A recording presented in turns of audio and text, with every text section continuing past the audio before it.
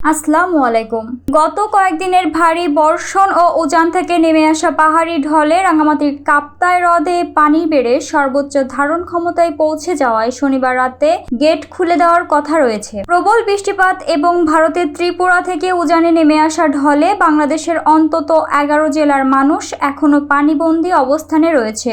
দুর্যোগ ব্যবস্থাপনা ও ত্রাণ মন্ত্রণালয়ের সর্বশেষ প্রতিবেদন অনুযায়ী এসব জেলায় বন্যার কারণে মৃত্যুর সংখ্যা বেড়ে দাঁড়িয়েছে 18 জন।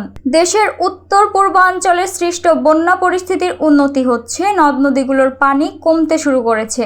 এদিকে ফেনীতে পানি নামতে শুরু করলেও এখনো 3 উপজেলা সম্পূর্ণ যোগাযোগ বিচ্ছিন্ন অবস্থানে রয়েছে। কাপ্তাই হ্রদের পানির উচ্চতা বিপদসীমার একদম কাছাকাছি চলে যাওয়ায় কর্ণফুলী জলবিদ্যুৎ কেন্দ্রের স্পিলওয়ের গেট খুলে দেওয়া হবে। কাপ্তাই উপজেলার চেয়ারম্যান মোহাম্মদ মাহফিজুল হক জানান, কাপ্তাই লেকে 107 ফুট MSL পর্যন্ত পানি ওঠা মানে পানি বিপদসীমা ছুঁয়েছে। সেখানে বর্তমানে লেকে 106 ফুট MSL পর্যন্ত পানি উঠেছে। এমন অবস্থায় শনিবার রাতে কর্ণফুলী জলবিদ্যুৎ কেন্দ্রের 16টি স্পিলওয়ের গেট 6 ইঞ্চি পর্যন্ত খুলে দেওয়া হবে বলে জানান তিনি। আপনারা জানেন যে কাপ্তাই হ্রদের পানির উচ্চতা প্রায় 107.60 ফুট MSL এখন।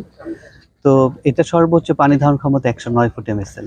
যেহেতু পানির চাপটা এইদিকে অনেকটা বেশি, এই জন্য 6 ইঞ্চি পরিমাণ 16টি জলকপাট যে আছে, আপনারা জানেন কাপ্তাই জলবিদ্যুৎ কেন্দ্রে, সেটি 6 ইঞ্চি পরিমাণ খুলে দেওয়া হবে যেন পানিটি যেন ব্যালেন্সটা থাকে।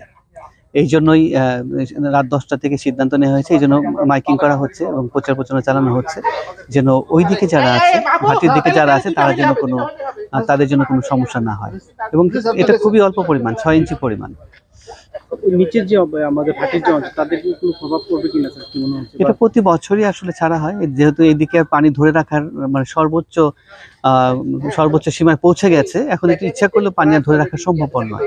তো যে কারণে সামান্য পরিমাণ পানি এখন না ছাড়লে এইদিকে আরো বন্যাক্রান্ত লোকের সংখ্যাও বাড়বে, আরো বেশি সমস্যার সৃষ্টি হবে, যে কারণে এই সিদ্ধান্তটি নেওয়া হয়। তিনি জানান, কর্ণফুলী নদীতে এখন পানি প্রবাহ কম থাকায় এই গেট ছাড়ার ফলে স্থানীয়দের কোনো ধরনের দুর্ভোগে পড়তে হবে না। পানি বিপদসীমার উপরে উঠে গেলে গেট খুলে দিতেই হবে। এখন বিপদসীমার একদম কাছে পৌঁছে গিয়েছে।